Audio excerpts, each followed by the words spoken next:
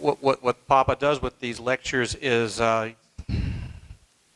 try to expose a little bit more Port Aransas history, you know, one dose at a time, and through the lenses of different people's experiences or their own research. And so what I'm going to do, I have a few different ways of looking at things. I'm going to just sort of talk about my own personal experiences growing up here. I was born and raised here, and I'm 61 years old. So I was born in 61. So my growing up here happened in the 60s and the 70s, a little bit of the 80s. So I'm going to talk about a little history from that view, that perspective, but also from the view of having been a reporter and editor covering Port Aransas for about 25 years. And also sort of as an offshoot of all this, you know, surfing has been a real pursuit of mine for many years, and done a lot of research on the local history of it. My wife and I put together a book several years ago that is on sale at stores everywhere.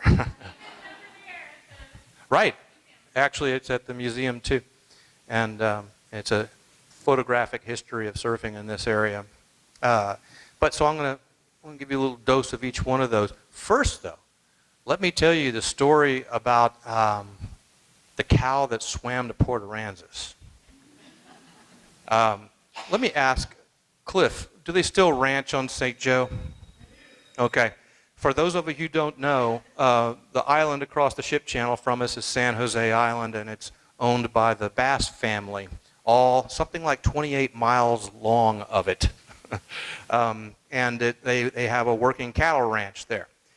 Well, one day in the mid-1990s, one of the cows decided to make a break for it, or a swim for it. He swam across the ship channel and got to Port Aransas, and pretty soon he's trotting around on this. She is trotting around on the streets, and the police were called, and the police were, we're not McMullen County sheriff's deputies. What are we going to do with this? So somehow somebody became aware, and I hope I may not be getting every detail of this right because it's talking about 30 years ago, but they became aware that there's a guy here in town who was an actual cowboy and who knew how to throw a lasso. So he was contacted, and he roped the cow, and I think he ended up his hamburger back. So that was, and they took him back to St. Joe, I think.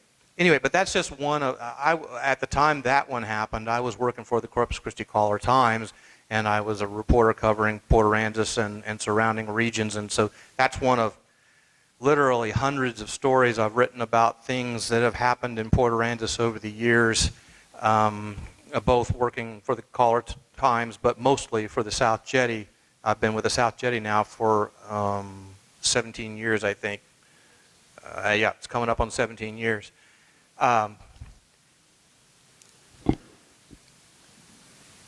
Getting back to the whole personal end of things, my personal experience, my personal history in Port Aransas, I'll start with my father and my mother. And how did we end up here? Well, that's my father right there, Patrick Parker. This was a photo shot in late 50s or the early 60s when he first got here. But the deal was, is my mother and father grew up in Arkansas, and they'd never heard of Port Aransas until pretty much they got here. They were both students at the University of Arkansas, and when they met, my mother was a philosophy major and my father was a chemistry major, and right after my father got his PhD in chemistry, he was recruited by the University of Texas to come work at the Marine Science Institute in 1959, and he said, okay. And he took a job here. Go to the next one. There was a little story in the Caller-Times when he was hired, and believe me, the similarity in his look to Hitler, he was the nicest, coolest guy in the world, but sometimes people like to look at that and go, that guy kind of looks like Hitler. Anyway, he eventually grew a big beard. He did not look like...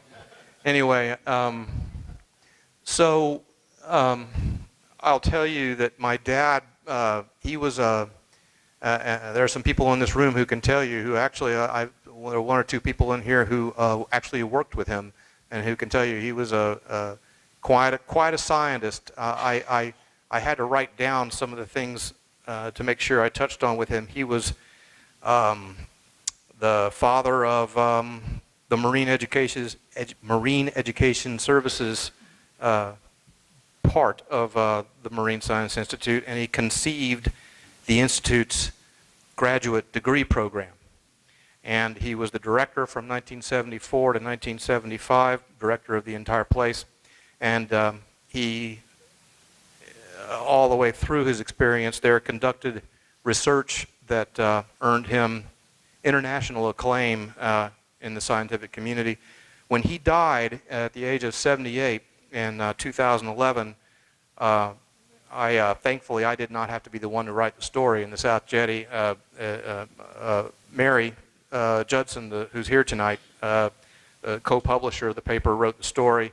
And in her story, she quoted Dr. Lee Fuman, who was and still is a professor, a researcher there at the Marine Science Institute. He said that my father developed a research program on stable isotope and organic geochemistry, which the National Science Foundation in 2000 regarded as, quote, one of the greatest achievements in chemical oceanography in the previous 50 years.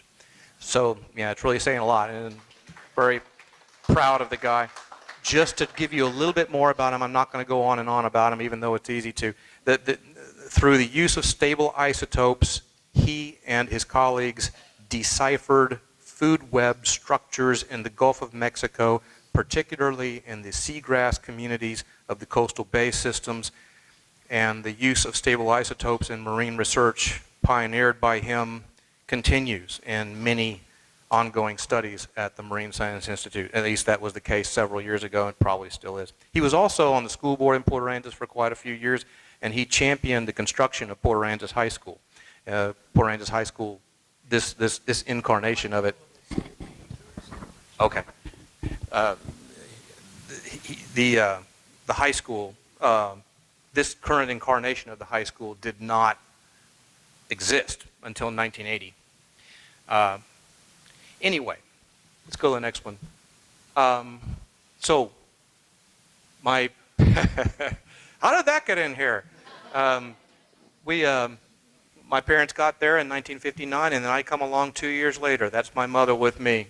My mother was a homemaker, but she was I have no less respect for her than I do my father, who I go on and on about. Go ahead, next one. That's my father, and I'm on the left, and that's my brother Ron in the middle, and the little brother Kevin on the beach in Port Aransas. That's the old Horace Caldwell Pier, and the wooden version of it. So this would have been in the late 60s. Go ahead. This is the first grade. Can you pick me out? I'm the shrimpiest one there. Right there. I still know where some of these people are. Matter of fact, Mackie Ward is in this picture. Right there. Stand up, Mackie. Right, there he is. Right. Anyway, and Miss Behrens. Miss Behrens was my teacher. Some of y'all knew. And her son, Michael, is here. Stand up, Michael. See, there are all kinds of connections. We're a small town, right? And I got to, while we're talking on the subject of Mackie, go to the next one. Can you go to the next one? That's Mackie and me in our backyard here in Port Aransas at the dead end of East Street off of Terrence Street when we were both about probably first grade, second grade. Yeah, my wife and I and our son, we still live there. Go ahead, next one. Now, since I'm on the subject of Mackie, this really has nothing to do with me, but it is historic, and since I got Mackie here, for those of you who don't know it, and I'm sure that a lot of you do because this is kind of a famous guy, that's Mackie's grandfather, Ted Matthews, and that's Franklin Delano Roosevelt. and he took them fishing. That is Barney Farley, who is the grandfather, I believe, of the Barney Farley here in town now, right? Grandfather, right? And so fishing guide, and that's Elliot Roosevelt, FDR's son. And they're fishing in Lydia Ann Channel. Was it Lydia Ann? Yeah. It was just off of St. Joe? Okay. So anyway, 1937. Pretty cool. And is that a Farley boat? It's a Farley boat. Yeah. A lot of history all coming together in one shot. Okay, go ahead. I'm pretty sure my father shot this because it was in his giant collection of just personal photos. So that Matthews was Ted's place. Is that right? No. Okay, go ahead. And Sid Matthews, another branch of the family, right? Okay. Okay. Anyway, the Port Aransas waterfront, lots of Farley boats. Pretty cool. And this was shot in 1960, by the way. Go ahead. Oh, well, I told you I was a child of the 70s. This is out in front of my house. That's me with the skateboard. One of my younger brothers, a kid who's, I just don't remember who it is, and another brother. A dog on top of the car, 1969 Oldsmobile station wagon. See, I'll give you some car history, too. Go on. We had a sailboat, and that's me on the right and my brother on the left, and we would, the sailboat was called the Xochipilli. Do you guys remember after Hurricane Harvey hit and there was a sailboat laying on its side out in front of, out at the corner, that parking lot at the corner of Beach and Allister? That used to be our sailboat. We sold it back in the 80s, and I don't know how many hands it went through, and one day I'm driving by a vacant lot here in town, I went, that's our old sailboat. And Harvey picks it up and puts it there. Anyway, go ahead. Now, for those of you who don't know it, this was about the only park in town in the 60s, and it wasn't even really a city park. It was a guy's front yard, and this guy, he built his own concrete animals. Anybody who wanted to could come by and play. This guy, his name was, I know it sounds weird, Dusty Rhodes was his name. He lived, I think, in that house right in the background. Wait, is this what I think it is? Oh, yeah, and that little wishing well is still there. It's the only part of it that is still there. This is at the corner of Beach and Allister, where they're moving those buildings, where Shorty's is going to be moved and everything. So all those animals were there, and so, us kids, I tell you, in the 60s, there was, if you didn't go to the beach, all you had was weedy, vacant lots and this. Anyway, let's go to the next one. That was me. My grandmother, my brother, and me. A concrete giraffe. Isn't that funny? Go ahead. I think there are just a few left. There's one that's the lion. Right. We have a former mayor. Well, he's passed away now, but former Mayor Charlie Brown, that really was his name, had one in his front yard, and it's still there, right in front of his house. What's the street? Okay, yeah.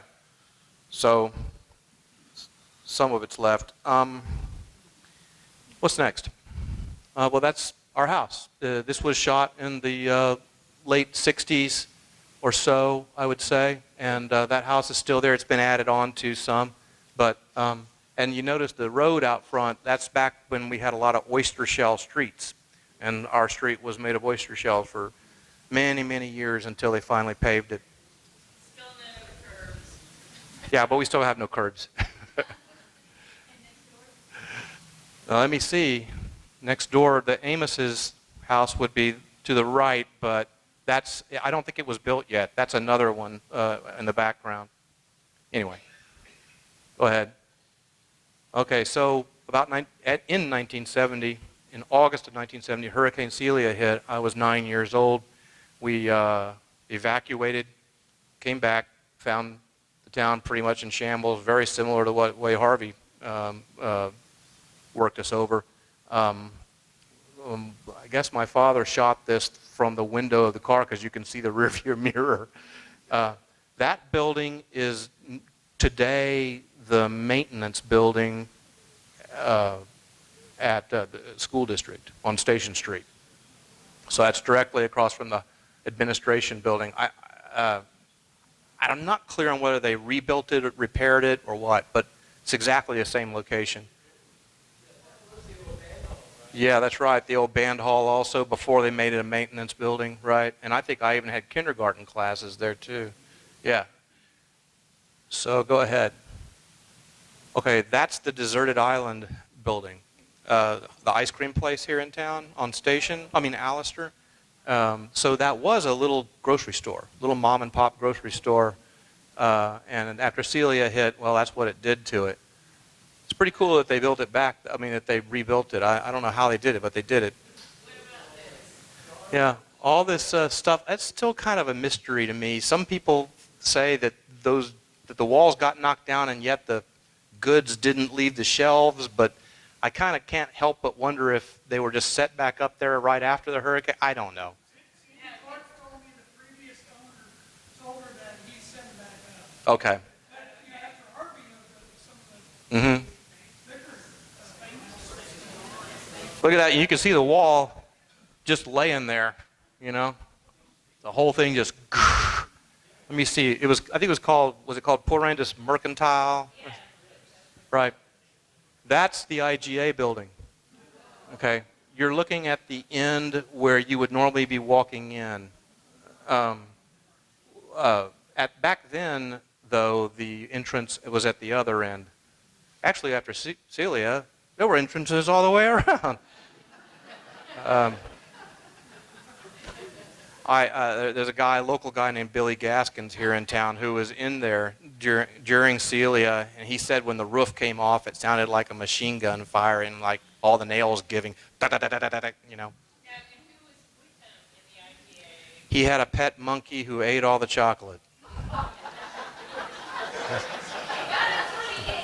Yeah.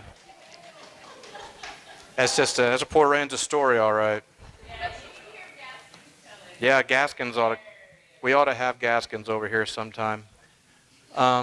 What's next? That's looking from my house toward the Marine Science Institute. So you see what Celia did to one of the buildings between us. We were lucky our house stood up, but there was some damage, not much, to ours during Celia. I mean, I guess it's just a well-built house, but I think part of it's just luck also because, it's just the luck of the draw that some giant piece of somebody else's house doesn't happen to slam into yours flying through the air 100 miles per hour. But and Harvey we'll get to Harvey in a little bit. I got some other photos there. Let's go on to the next thing. So one thing is Celia really cleared out the beach. This is my brother and me in early August, right after Celia. Not another person as far as you can see. Normally on an August day, you see a lot of people on that beach. Now I'm including this even though it's not Celia, but it's a hurricane thing. When Hurricane Allen hit in 1980, it didn't really hurt the town much. It really, I'm trying to remember, I think it hit a good deal south of us, but the tides, the wave action was so incredible that it took out part of the pier. That's Horace Caldwell Pier, back before it became a concrete pier. Right after this happened, they decided to go ahead and make it a concrete pier. I'll tell you, us surfers, back then it was against the law to surf too close to the pier, but that happens to be where the best waves are because the sandbars build up and stuff. So us surfers, we would surf there anyway, and we'd get in trouble sometimes. But for a precious year or two after Allen, we could surf as close to the pier as we wanted to because there were no fishermen out there. Anyway, go ahead. That's I just threw this in here because it was about probably 1970. It's people who some of y'all will know. Well, my father's at far right, kneeling. Bill Behrens, who was he's in the middle there.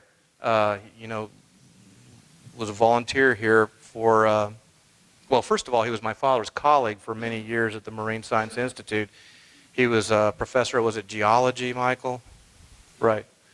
They were friends, and Bill was a big volunteer here for PAPHA for quite a few years before he passed away about a year or two ago. Ken Winters, who I don't know how many of y'all remember him. He's also a Marine Science Institute scientist, was. He's retired now, living in Austin. And Mrs. Behrens at left, and Mrs. Winters, and us, all us kids. My mother standing off to the right. Go ahead. Let's go on. What's that now, Michael? That's my mom again. That's right. My first grade teacher. Well, this was my mother shot that photo on top when Mackie and me and a couple of buddies, Greg Cartwright at far right and Steve Sanders at far left, were about 15, 16 years old. This would have been in the mid-'70s. And then about 3 years ago, something like that, 3 or 4 years ago, I guess, 5. Well, when? 5 or 6 years ago, Michelle shot a photo of us all together in exactly the same location. It's even the same bushes. Those salt cedars never die. You can't kill them. I refuse to take off my shirt.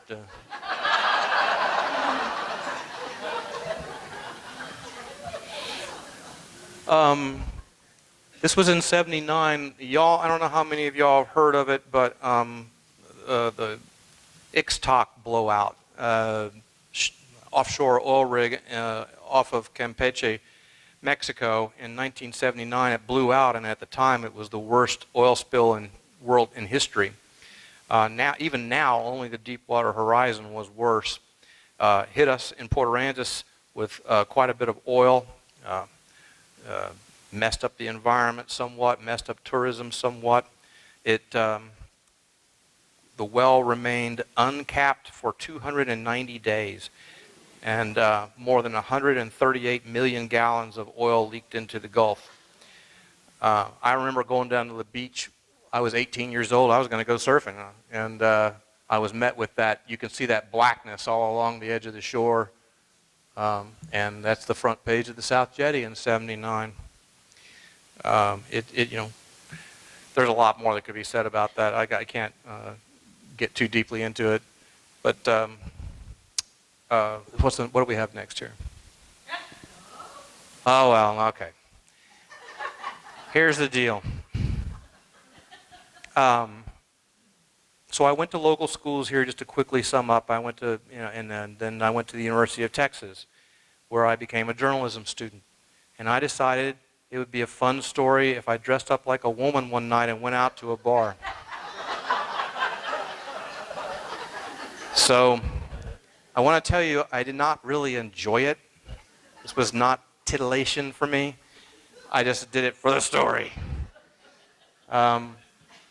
I borrowed a dress from this woman I knew.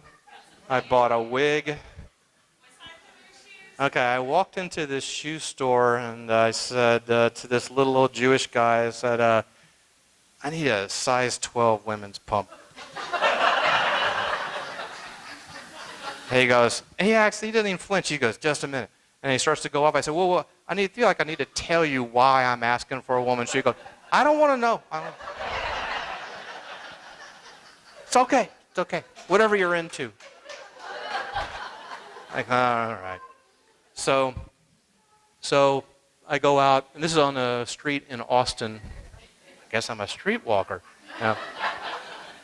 And just posing for a photo for the photographer who. Anyway, I went out a couple of different nights, and I kind of fooled all these guys into thinking that I was one of them. They're asking me to dance and trying all kinds of stupid lines, and I wrote about it all. It made a really funny story. So I'll go to the next one. The other thing I did was I decided to be a homeless guy for a week. So I slept outside and I begged for change, and all the other homeless guys are like, you don't know what you're doing, man. But I got to know some of these other, some of these homeless guys, and kind of learn their stories and put all that together in a story. And when I graduated from UT, those were the only two clips in my name. They were both in the magazine, the student magazine, and I was lucky that I got hired anywhere afterward because it wasn't that the stories were bad; they were actually pretty good, but just two of them. That's it. I got a journalism degree and two stories, and but I was lucky. And I'm going to just quickly skim through this next part because for the next 10 years I worked for newspapers that were not in Port Aransas. It doesn't have anything to do with why we're here tonight, so I'll skip through them very quickly. Go ahead. So my first job was at the Killeen Daily Herald, and I got a story on the front page of each of these. The next paper was the San Luis Obispo Telegram Tribune in California. I got to interview Bob Hope. That was really amazing. Next one. And I went on to the Tulsa Tribune. That paper's not around anymore. Now it's just the Tulsa World. This was the evening paper, and the Tulsa World's the morning paper. I was there for a couple of years. It was like a 70 or 80-year-old paper. It was not just some fly-by-night paper. But then the last 2 years I was there, the 2 years that I was there were the last 2 years that place was in existence. It really was a good paper, but people just were not supporting evening papers anymore, and it gets more technical than that too. It sure was fun to be in a newspaper war, though. We were constantly in competition with the other paper. Okay, so the next one. Charleston Post and Courier in South Carolina. I worked for that paper for a couple of years. And then I decided, it's been 10 years running around the country. I want to go back to Texas. I applied with the Caller-Times in Corpus, and they hired me. And that's where I met Michelle. Michelle was a photographer there, and we even went out and did assignments together. I wrote this one as a story about area people what happens when you die and no one is there you have no one in your life to claim your body or to, make arrangements. You're alone at the end of your life. So what happens? Who were these people? How did they come to this end? And so I wrote about a number of these people. And Michelle shot photos. She shot that and this here. And anyway, so Michelle and I get married in 2001. That's on North Padre. We had the surfboards as kind of like an altar behind us at the, when we were getting married. And about a couple of years later, we had a son. His name's Zach. One day, that's one of my favorite pictures of him. And all I was doing was kind of testing my camera. I said, Zach, look up at me. And he gives me this look. So there he is. It's on the beach. Then fast forward like 15, 16 years, there he is with us at Port Aransas High School, and he was the valedictorian 2 years ago. So, and he's at the University of Texas now, and he's majoring in radio, television, and film. Very proud of him. And what else? What's next? Okay, we have a dog, too. Had to throw that in there. Wearing the cone of shame. Gidget is her name. Okay, go on. So this is a serious, serious history lecture, isn't it? Okay, so the deal is, though, once Zach was born, I decided to be a stay-at-home dad. Michelle and I both decided one of us needed to stay home, and we agreed that I would stay home for the first few years of his life. And once he was old enough, though, to go to school, I decided to go back to work, and I didn't want to go to the Caller-Times, and I checked in with Mary and Murray Judson, who are the owners and co-publishers of the South Jetty here in town, and did just a few freelance type things for them, and then they had a position open, and I was lucky enough to be hired to fill it as a reporter, and I started there in 2006. Mary and Murray are here. Stand up, you guys. There they are. There. That was the South Jetty's longtime location up until about a couple of years ago. And we've moved now out to another location out on Highway 361. But let me give you a quick little bit of South Jetty history. Mary and Murray have owned it most of its existence, but it started off in 1971. That's not me. Okay. It started off in 1971 when a woman who still lives here in town, Susanna Reeder. Susanna, you're not here tonight, are you? No? Okay. She's in real estate here in town now. But back then, she was a college student, and she decided she wanted to start a paper, kind of at the urging of her father, who thought it would be a good idea. And the way she explains it is she went out and just rounded she thought would be good to work at a local paper. Port Aransas had no paper at all. And so one of the first people she goes to is this guy named Steve Frischman, who was at the Marine Science Institute, and somebody might be able to correct me if I'm wrong, maybe Rick Tenen back there, who worked for the UT, for MSI for a long time, but I think Frischman was like a graduate student. Yeah, okay. Anyway, but he was also really into just what's going on in town, city hall type stuff. So he was following that closely, and he was a logical guy to go to get on board at the paper. So Frischman and Reeder get it going, and what do we have next here? There's Susanna Reeder back then, and what's next?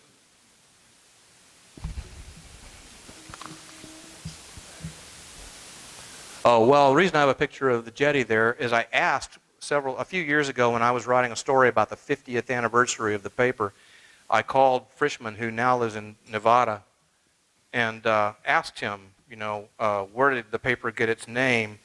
And let me see here. What did he say? He says, I was in my lab at UTMSI on the ground floor looking out to the Gulf with the South Jetty in view. And my thought was to name the paper for the most stable and recognizable feature of Port Aransas. So there you go. It's probably the only paper in the world named the South Jetty is my guess. But boy, if you've heard another one, let me know, because I'd be interested in hearing it. I can tell you, well, we'll get to a minor technical problem. I'll just keep going here. The South Jetty had one of the first locations it had, it was on Beach Street, actually where La Playa is. And I think that's the next slide. La Playa, over the restaurant over there on Beach Street, that place has been a lot of different things. There was a Chinese place there. My father operated a chemical analysis thing there. So if you get mercury in your tacos, your fish tacos, sorry. So that's it. So this is if you're facing the restaurant from the street, this is the far left-hand side of it. There's a little sidewalk that ran right in front of it. So, the whole outdoor eating area would be right here, and that's Frischman just walking on there. What's next? That's the very first edition. It came out in 1971. What's that? I don't remember what. I don't know. Maybe Mary can explain that. I have no idea. But anyway, okay. Uh-oh. So, Mary, that's Mary. So, when in 1980, Frischman decided was approached by Mary and Murray in 1980 and to sell the paper, asked him if he would sell it, and he decided to sell it to them. Murray grew up in Corpus Christi and had been in newspapers since 1965, and when he started at the Caller-Times, and he was a photographer. Mary had gone to the University of Texas, and Mary, I neglected to write down your full history. Anyway, they purchased the paper from him. Now, also, Mary's father was Cap Hinkle, and he was, the reason he was named was Cap was, and he was in papers also. He was called Cap because he was a captain in the Merchant Marine during World War II, and so that name stuck, Cap. He went on to start a newspaper in East Texas called the Tri-County Review, and from there he migrated to South Texas, where he was the news editor at what was then the Robstown Record. And then in the early 60s, he became the editor and publisher of the Refugio County Press. Now let's go to the next one. Oh, there's Murray. In what? The 80s, maybe, Murray's? I think, probably. The 1920s? You were just wearing those shorts today. Same shorts. Okay, go on. Okay, so I was talking about Mary's father. Cap Hinkle is right here on the left. And he's posing with, he and other newspaper guys are posing with, do you recognize the guy in the middle? George Bush. Here's the deal. So from left is Cap Hinkle. Then this guy named Camp Ezell, who was editor of the Beeville Bee-Picayune. Then there's Bush. And J.G. Scoop Richards, who was the owner and publisher of the Aransas Past Progress. Fred Latcham III, who was the owner, publisher of the Beeville Bee-Picayune. And Dick Richards, let me see. Okay, Scoop's son. And this would have been 1964. So, back to the sort of semi-present. That's Mary with her family, one of her family typewriters. She got into the business really early. What else do we have here? That's in Mary's office. Well, that's actually at our old office, but it was Mary's office at our old office, and she has this great collection of mechanical typewriters. They all were used by members of her family except for one of them, which was given to her by Mackie's mother. Like, so all these circles are always happening here in this community. So that kind of brings you to, oh, I got to say, since we're talking about Mary and her family, I got to mention, this is her brother, Kim Hinkle, who has lived in Port Aransas in the past. He now lives elsewhere. He is the original co-writer of the original Texas Chainsaw Massacre. Is that cool or what? Super cool. He and Toby Hooper were the original writers. And he's done a lot of other film work over the years since, but that's probably the one he's remembered best for. You guys have got to know this guy, probably Tony Amos, passed away just a few years ago. I include him here because, you know, we're all kind of, all this Port Aransas stuff is interrelated.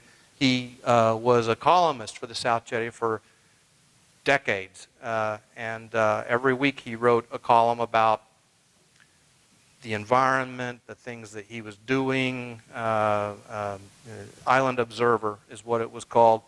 And of course, as most of you probably know, Tony was the founder of the, what at first was called the Animal Rehabilitation Keep, the ARC, now the Amos Rehabilitation Keep.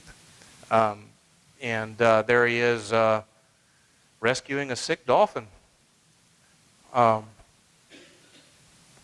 is just, you know, an iconic guy. Part of the beach is named after him, for God's sake. And so had to include him in here. And he lived right next door to us and was one of my dad's colleagues for many, many years. You know, I'd be laying in bed at night, and it might be 1 o'clock in the morning, and I would hear the diesel engine of Tony's truck start up, and I knew why. Because he was getting a call that some animal was in distress, and he was going to go pick it up somewhere. Anyway, what's next? Oh, that guy. More of me, please. Well, anyway, we're sort of getting into like the when I started with the South Jetty. So I was hired as a reporter, but working for the South Jetty, you also need to be able to shoot photos. So that's something I've done a lot of and really have had a great time with it. And a lot of the photos you're going to see in a little bit are my photos, but just kind of show you the kind of things I said I would talk about, kind of how the things I've covered over the years, and that's what I'm going to do. What's next? Oh, yeah. Well, so that's at a turtle release. That's my thing. I'm videotaping it. I don't know how many years, several years ago.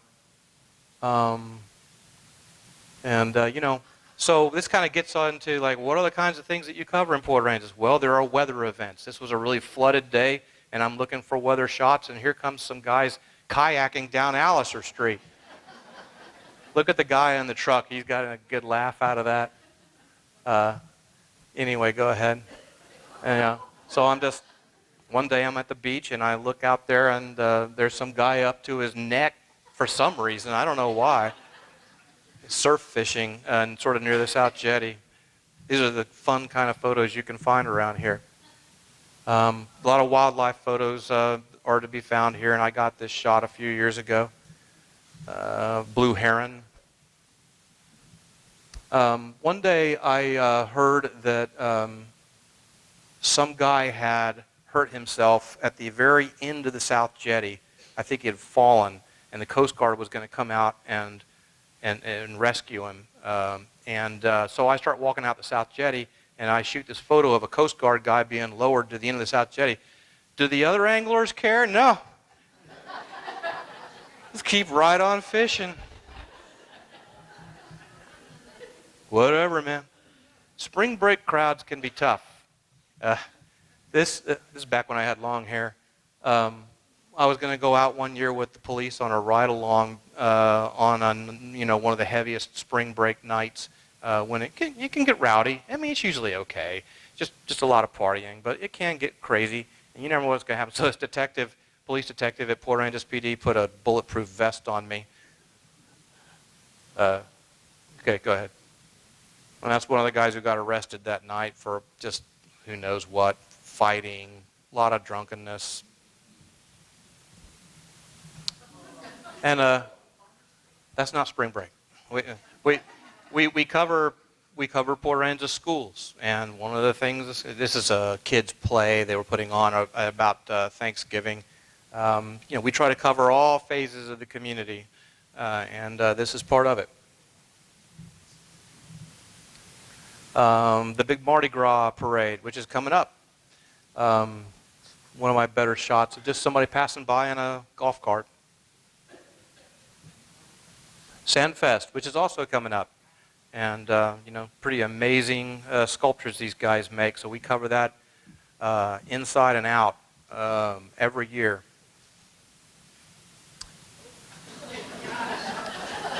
Now, I saw this guy, this sculptor, he's working on that sand sculpture, and I saw him walking around with that water wand, kind of trying to firm it up, and I thought, if I keep sitting here, he's eventually going to get to the nose. And he did. So that was not posed. He just was working, and the photo came together. Go ahead. All right. So this was on the 4th of July weekend, maybe a year or 2 to 3 before Harvey. I can't remember exactly the year. But I'm standing on one of the upper floors of the Dunes condominium on Lantana, and I had a long lens and just pointed it south. So I will say that, yes, it was super crowded. I mean, just look how many cars deep they're parking. But it is a little bit deceiving because with a long lens, tends to compress distances. So things are closer together than they look closer together than they really are.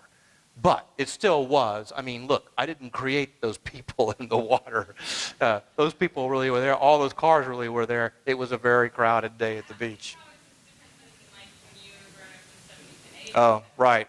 Well, I mean, and some people think, oh, it's way too crowded now, and I don't know, that's as if it was never crowded before. It really did get crowded back in the 70s. Now, is it more consistently crowded now? Probably. But it's not like no crowds existed back in the 70s.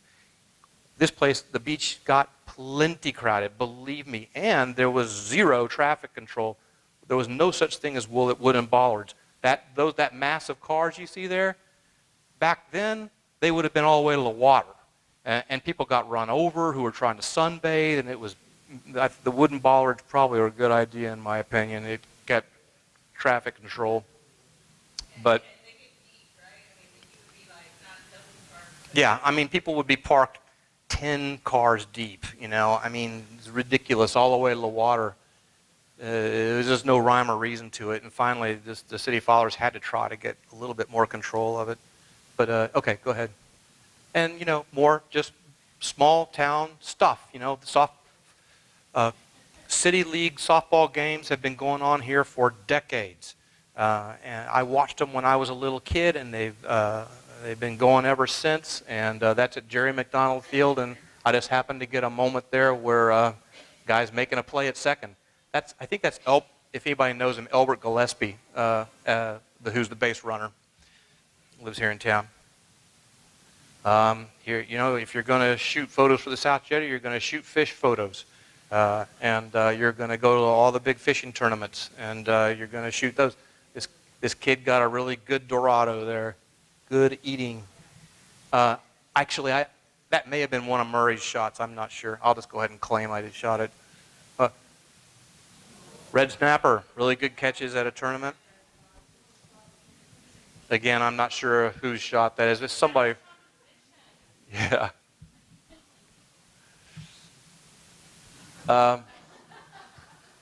So the Whooping Crane Festival. Coming up soon. One year, about, 10 years ago. This guy is straight from China, and he was a speaker, and he had done a certain amount of research on I think it was some cousin of the Whooping Crane. And so he came to be a speaker. And when he saw this person dressed as a Whooping Crane, he just spontaneously ran up and hugged it. And I had to jump over there and get that shot because it only lasted for a second. Oh, that's right. Yeah. This was the art center back then. And, of course, you all know where the art center is now. But and before it was, okay, the building now is, what's the name of the bar? Treasure Island. But before that, it was the art center. And before the art center, it was a pharmacy.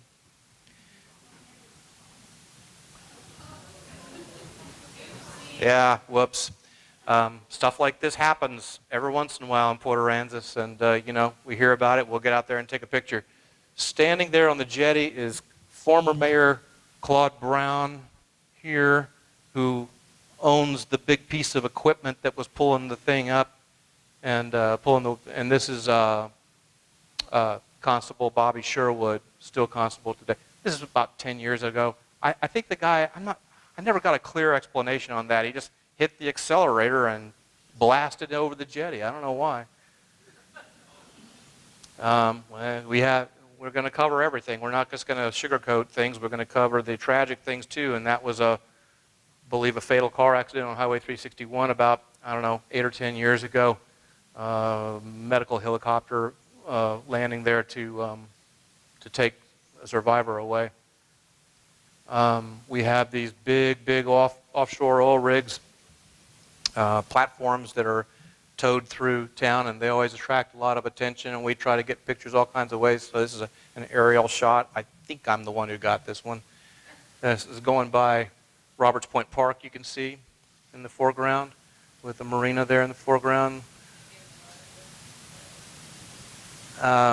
So, let me see. I think I have what year this happened. I think it was 2009. Yeah, 2009. One night about 3 o'clock in the morning, I get a phone call, and it's the fire chief, and he says, "If you want to get a good picture of a really big fire, you better get out of bed."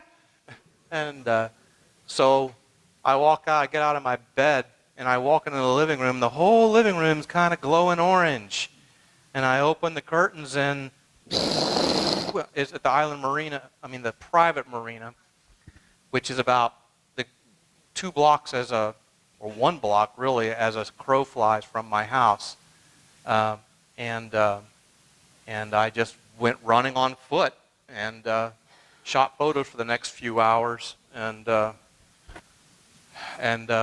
me see, it was the biggest fire in the city's history. I believe 7 houses burned down.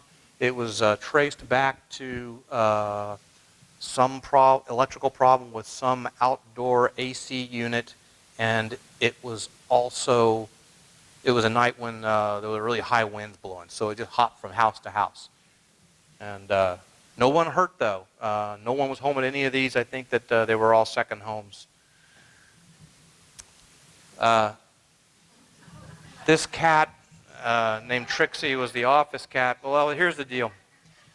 One year I decided I would do a story about office cats because I knew that there were other businesses in town that had office cats, and I could write a story about each one of them. But then I decided I would write it as if Trixie, our cat, was writing it. So Trixie had the byline at the top of the story, and she wrote it in her voice. And the story did not actually say meow, meow, meow. That was the photo that we used with the story. Well, it's coming up.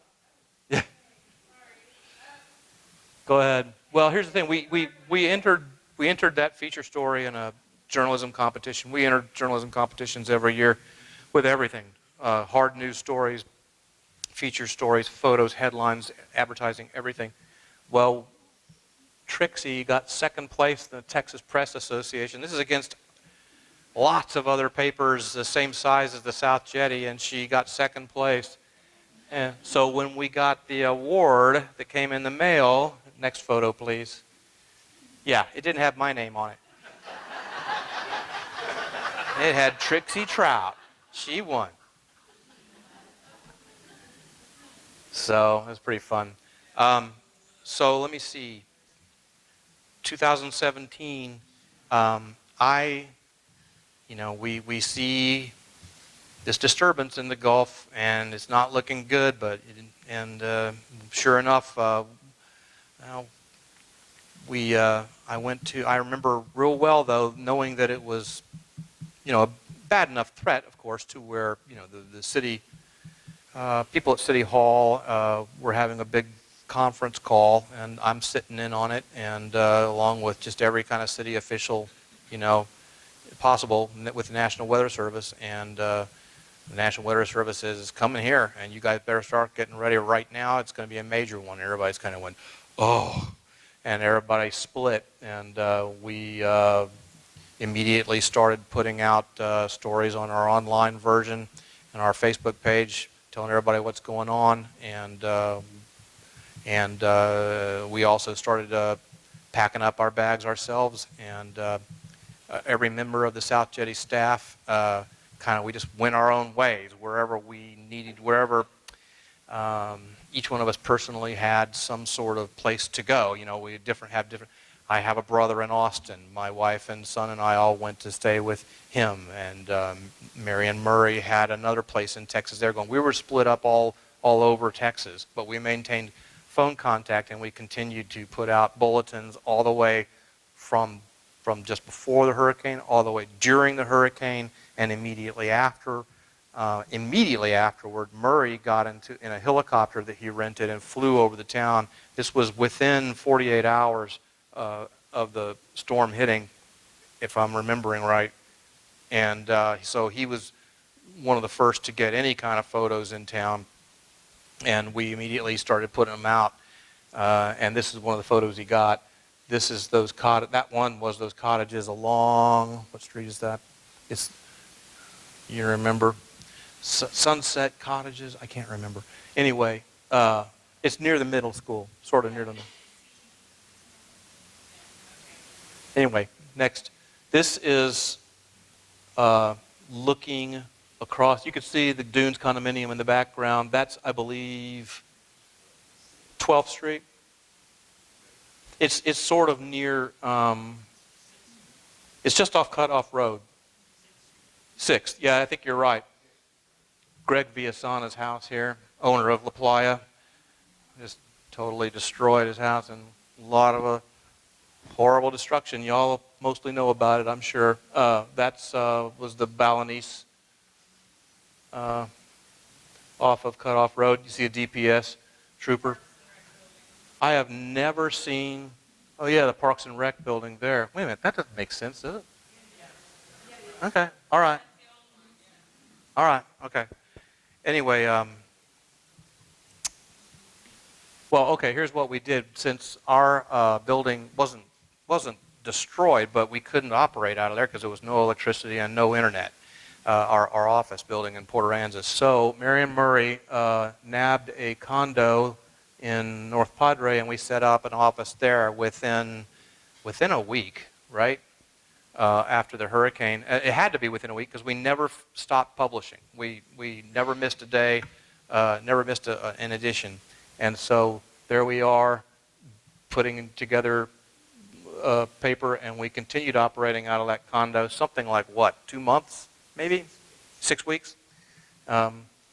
Keith Petrus, our advertising director, in the foreground, Vivian Carlson to the left, who's a staff writer, me in the back, Murray there with the camera, Denise Good, who's no longer with us anymore, not with the paper anymore, she's not dead, and Mary. Okay, so this is Jay Bennett over on Mercer Street. His house was really hurt. Just everywhere you went, you saw stuff like this. This is just in the days right after. Continuing. That was the Pelican Club building. Now I guess Fisherman's Wharf is there. Just a telephone pole at Jerry McDonald Field. That's at the City Marina. Lots of boats were like that.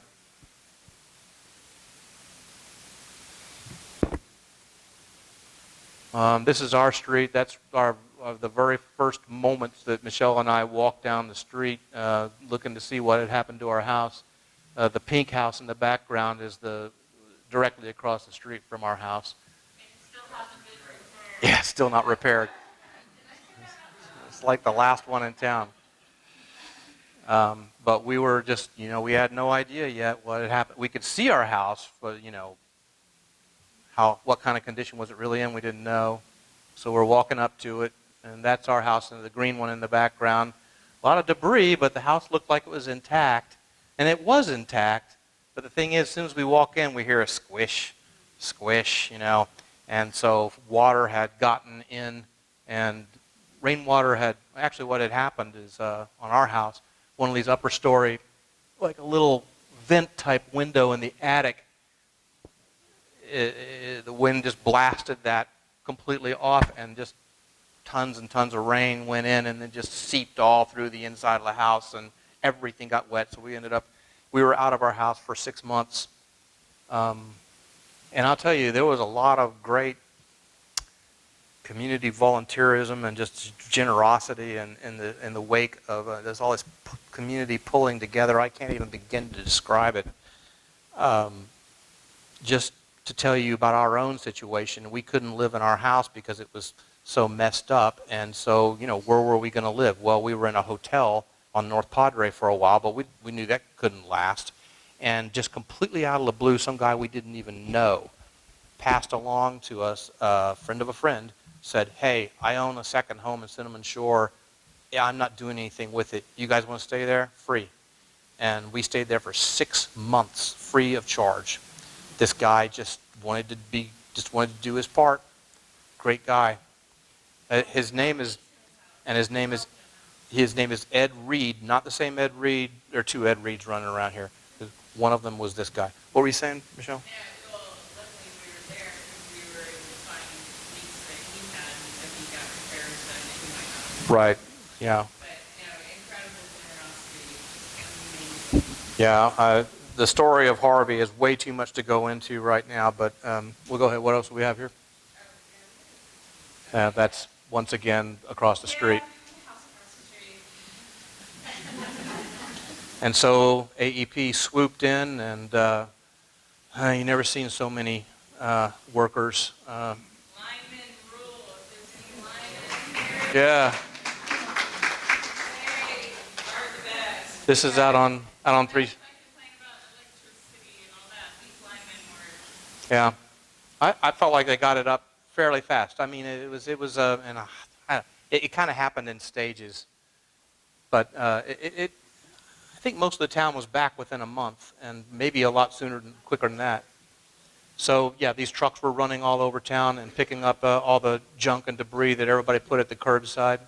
Keep going. This was what became known as, anybody remember? Mount Trashmore.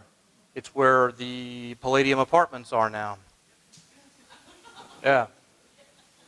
So yeah, that's where all the debris from hurricane was deposited. And now they're re-roofing. That's the Islander being re-roofed at the corner of Allister and Cutoff. That's the Venetian hot plate getting repaired. And so we started, having grand openings every week, it seemed like. We're just multiple ribbon cuttings, grand reopenings. Yeah. Yeah, that's so this is where I was just going to kind of just move on into the whole surfing thing. This is a shot I got of a guy named Carson Einkoff here in town during a hurricane swell, tropical storm or hurricane swell. And I've been surfing since I was 12 years old here in this area. Just always been one of my main pursuits. Michelle is a big surfer also ever since she got here from Austin 20-something years ago. And so we eventually became kind of like the curators at the Texas Surf Museum, put on a number of exhibits in Corpus Christi. And over the year, we did that for a period of years until finally a publisher came along and said, how'd you guys like to, combine some of this stuff together in a book? And so we did. It's really the only history of surfing in this area ever put together. And well, there we are, as seen from the pier about 8 or 10 years ago. I don't know. That's me when I was 17. That's also shot from the pier. Oh, yeah, hang on. Yeah. So, I was 12 years old, and this was sitting out in front of Pat McGee's surf shop, which is where the Crazy Cajun is now, same building. And I worked all one summer and earned $135. Okay, I wasn't making. I think I was making like $1.15 an hour, pulling weeds. And as soon as I got the $120, $130 I needed, I quit the job and bought this and surfed the rest of the summer. So, yeah, deadbeat. Well, that's just a few years ago. That's me. Now, so when we kind of helped get that whole surf museum started in Corpus, I'll say this is so funny. Surfing did not come to Texas in any real, nobody was really surfing Texas in any real numbers until the early 60s. And believe me, I have done a lot of research on this, and first of all, there were no surf shops. There was no place you could buy a surfboard until the early 60s around here.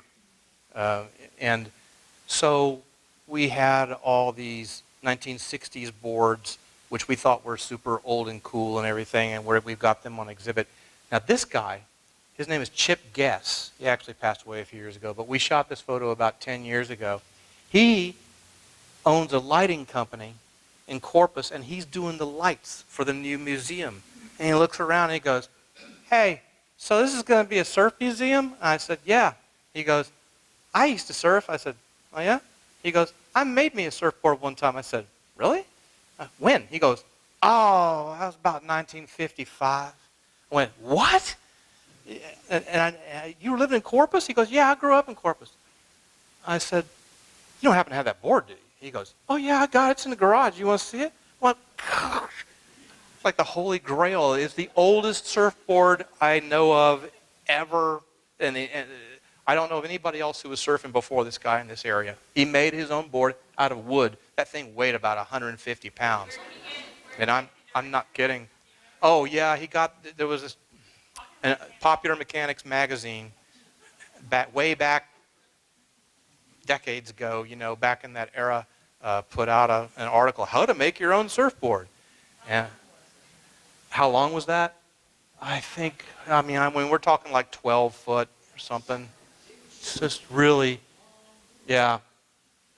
So, he said he donated it to the museum, and we kept it on display there for a number of years. And I just couldn't believe that he had it. And our luck, we never ran into another person. After all the people in and out of that museum, nobody ever even claimed to have surfed before him in this area.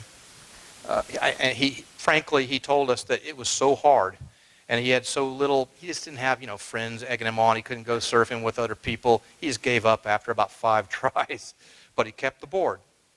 Anyway, this guy is named Cecil Laws. He's the one who really brought surfing to this area. He took a vacation in Hawaii in like about 1960 and was impressed by, surfing there. And he thought, I could bring surfboards to Corpus Christi and I could rent them on the beach. And he did, he and his son.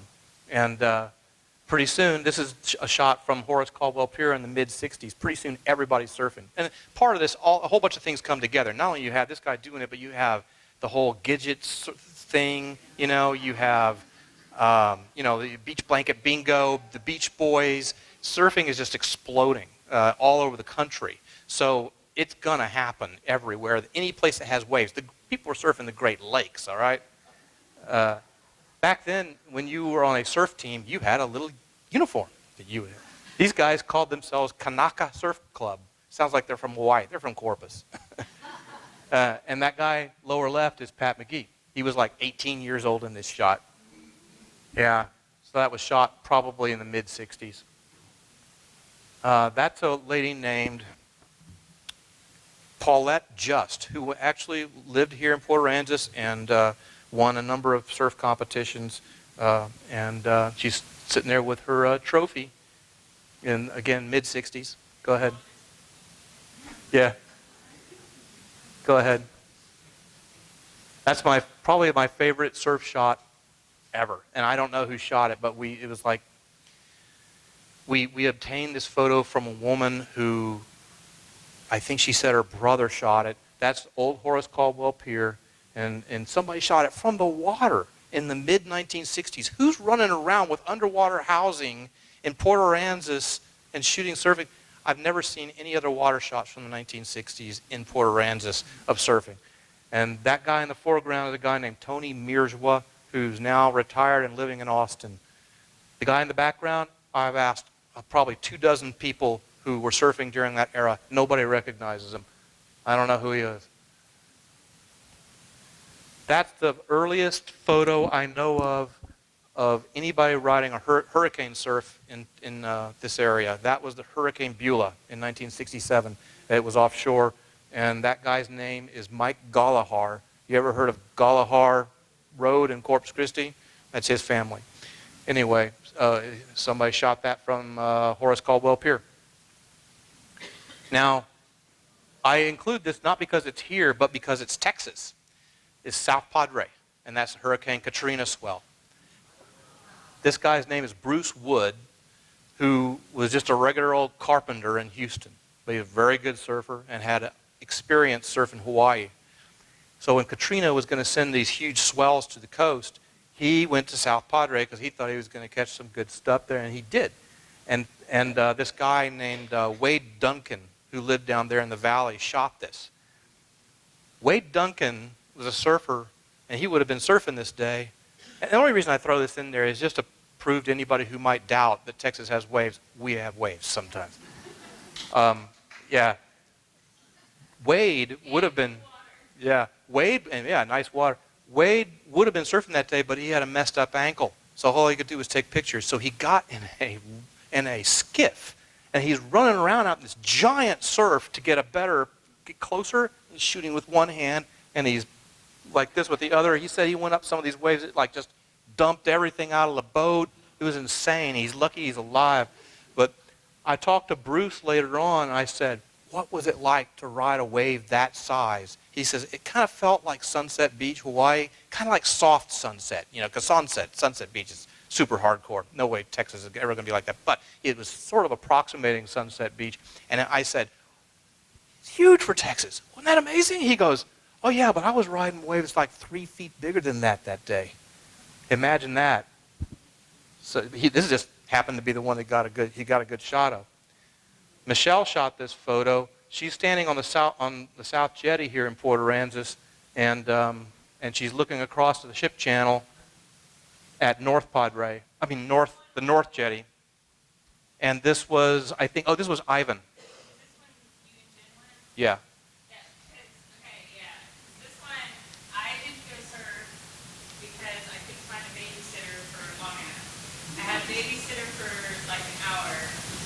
so I was like, there's no way I'm going to be able to get to St. Joe. They paddled across the channel to get there. And so I said, well, all right, I'll just take this hour and go shoot photos. And I'm kind of glad I did.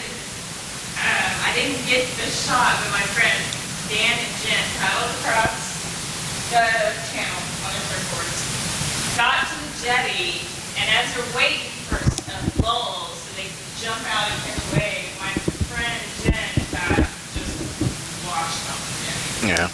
And she fractured her ankle, and then she had to paddle back across and carry her board back to my house with the fractured ankle. I made her a nice trophy. And I remember with the jetty rock on it. But I remember Dan, he was saying during that swell that he surfed waves as big as our house. Yeah, it was just really, really big, and at that point I was kind of by myself. Frankly, I rode 3 waves and called it a day. Because you would ride one wave, it would be such an adrenaline surge, and then the only way to get back out was to walk out the jetty and jump off. But some of those waves were passing completely over the jetty. They were 3 feet up over the top of the jetty, and so you would have to. When I saw one coming, I thought it was going to knock me off. I would jump into the ship channel to avoid just, if I'm going to go off the jetty, I want to do it on my own and not get washed off. Anyway, it was a crazy day. All right, what's the next one? We're getting pretty close, y'all. So, again, we have nice waves here, man. Very pretty waves. That's Danielle Dodson from Corpus Christi. Real good surfer from Corpus. She moved to California for a long time, but she's back in town. But she's more into skateboarding now. This is about a 10-year-old surf shot, by the way. And that's at Bob Hall. That's at Bob Hall Pier, North Padre. Saying again, I'm showing some of these because they're just demonstrations of how good it can get and how big it can get. Again, that's at North Padre. You can see why and this is all at Bob Hall Pier. You can see why Corpus Christi surfers were really lamenting the fact that Bob Hall had to get torn down recently. They're like, no, it's our spot. Okay, Port Aransas, his surf history. Right now the intersection of Beach Street and Station Street is like Restaurant Row, right? In the mid-'60s, it was Surf Shop Row. This was at the northwest corner of that intersection. So, you remember Beach and Station Street Grill? That's where this was. So you're kind of looking at, in Custard's Last, see that thing? It says Custard's Last Stand? That was Venetian. So what you're looking at it's kind of hard to picture it, but you're looking from the back of this place toward that. Anyway, go ahead. Okay, so this would be in front of what now is La Playa. Crazy Cajun would be where this yellow building is now in this picture. So that's Pat McGee, probably about 18 years old, and a guy named George Lowe. George was surfboard maker, and they made surfboards in Lowe's, which was again in the same building as what's now La Playa, and Pat was sort of a team rider. And this black building over here, that was Custard's Last Stand back then, but now it's Venetian. Yeah, that ended up becoming Dockside. Yeah, although I don't know what it was then, maybe a home. But Dockside went away too. So, and now what's there right now is like sort of where the Island Animal Clinic is, kind of right in that yellow building that was in the previous building. That's and that young man is named George Hawn. I think his dad kind of bought him that surf shop or something. And he ran Island Surf Shop there for a few years in the mid-'60s. Before Pat McGee had his shops, he and his friend, a guy named Mike Lee, who today is an attorney in Corpus Christi, they had this little shack out on the beach here in Port Aransas where they rented rafts and surfboards and stuff. This was in the late 60s, mid to late 60s. Eventually, Pat not only had the shop here in town, he actually had two shops here in town at the same time, and shops in cities all over Texas. Austin, gosh, Dallas, Houston, San Marcos, before he finally retired about, I don't know, 10 years ago? No, 20 years ago. Golly. All right, what's next? There's Pat McGee's, the current Crazy Cajun building. But it was a surf shop back then. And what did you do there? Oh, yeah, I was a clerk for like a summer. I thought, oh, I'm a surfer. I got to work at a surf shop. No, it means you don't get to surf during the day. I figured that out pretty quick, and I became a waiter, working at night, surfing during the... No, I was not a good waiter. That's Pat McGee in the mid-'70s. I think he's on his way to Mexico. That was a surfboard rental stand that Pat operated out on the beach, right where Avenue G meets the beach. And that guy was one of his employees named Joe Benorden, who later would become his brother-in-law. This photo appeared in Texas Monthly about 1977. This is the original Horace Caldwell Pier, wooden and had two T-heads. I think this was shot in about the mid-'60s, and I think it was built in the late '50s, but I'm not sure. So yeah, looking at this, you can see Beach Street, how it does that big old loop. And you can see way back, you can see Harbor Island, and you can see big old giant oil and gas, what do you call them, tanks.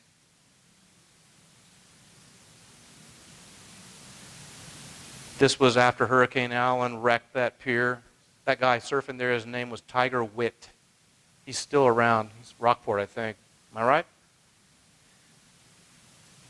This is a fish pass when it was being built in the early '70s. See all that water flowing there? And there's the two jetties they built. All that water flowing through there. Well, it's all silted in now, and it's all just sand dunes. Here's a local guy named, who some of you may know, Morgan Faulkner. I think Michelle shot this back about 10 to 20 years ago. Morgan's a world-class surfer. Okay. Yeah. Well, anyway, Morgan operates the surf camp business out there on the beach where they teach kids how to surf. And yeah. Morgan, one more thing I got to say about Morgan, he's just a very skilled surfer. A lot of years he has spent also surfing Hawaii, and there's a magazine called Surfer's Journal, which is a national publication, called him the best surfer in Texas, period. Go ahead. Woman named Tippy Kelly from Corpus Christi owns that dockside surf shop in Corpus Christi. She's won multiple national titles. And by the way, Morgan has too. Beating Californians, Hawaiians, East Coast people. We do have some very good surfers around here. One year in the early 1990s, the U.S. National Championship, Amateur Championships were held at Horace Caldwell Pier. And this lady appears. And the surfers are like, oh my God, that's Ann Richards, the governor. And so they posed for these two surfers I know, posed with them. The guy on the left is a guy named Mason Nowells, and the guy on the right is a guy named John Olvey, who just passed away recently, actually. Anyway, it was cool to have him. And this is a good way to end it. Cliff!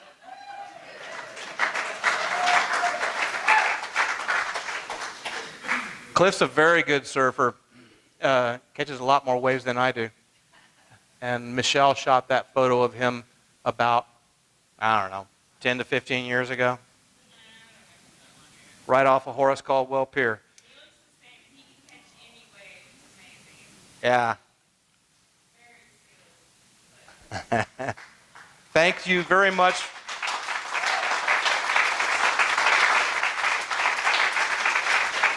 I hope I didn't bore you. And this is, but really, thank you very much for coming out, and I really appreciate it. And we'll be talking.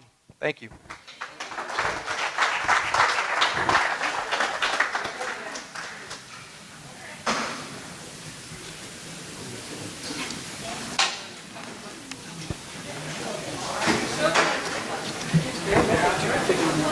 How's everything going, Matt?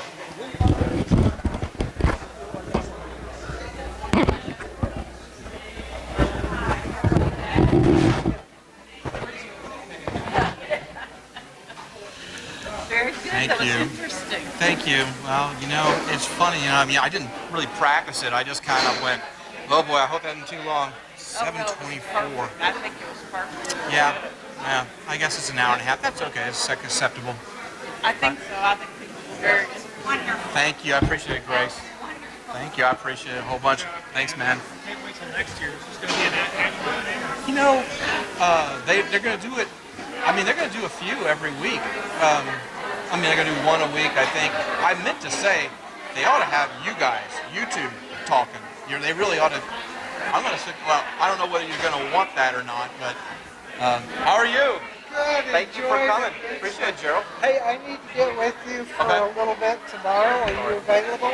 Tomorrow? Oh, yeah, Wednesday's not bad. Is there a specific time, or do you just want to call me? Yeah, around noonish. Noonish? Noonish. I think so.